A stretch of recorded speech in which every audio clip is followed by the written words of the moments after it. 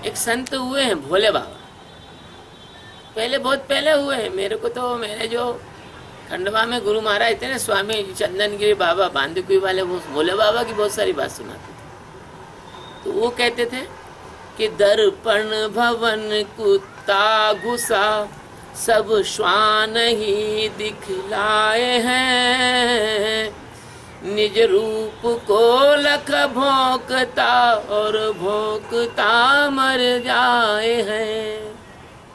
ये जगत ऐसा है जैसे दर्पण का यानी कांच का मकान, उसमें सब जगह दर्पण दर्पण लगे हुए, मिरर लगे हुए।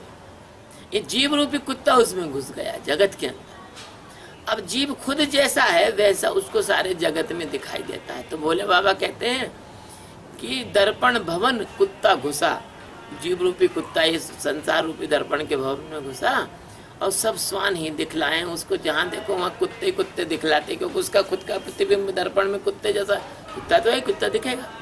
तो क्या होता है, उसको देख के वो भौंकता है, उस होता है दूसरा कुत्ता आ गया, और जीवन भर भौंकते भौंकते उस दर्पण के भवन में मर जाता है। ऐसे जीव की दुर्दशा है। उसकी जो वृत्ति है, उसका जैसा मन है, उसका जैसा चित्त है, उसकी जैसी बुद्धि है, वो ऐसा दूसरों में आरोपित कर लेता है। उसके निज स्वरूप को नहीं जानता, उसके अपने स्वरूप को नहीं जानता और नहीं जान सकता।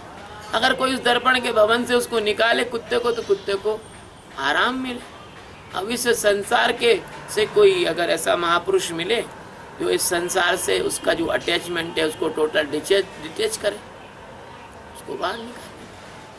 तो संसार से बाहर निकालना यानी आत्मज्ञान है, संसार से बाहर निकालना यानी स्वरूप का बोध है, संसार से बाहर निकालना यानी अपने आप को जानना है, संसार से बाहर निकालना यानी अपनी आत्मा में जागना है।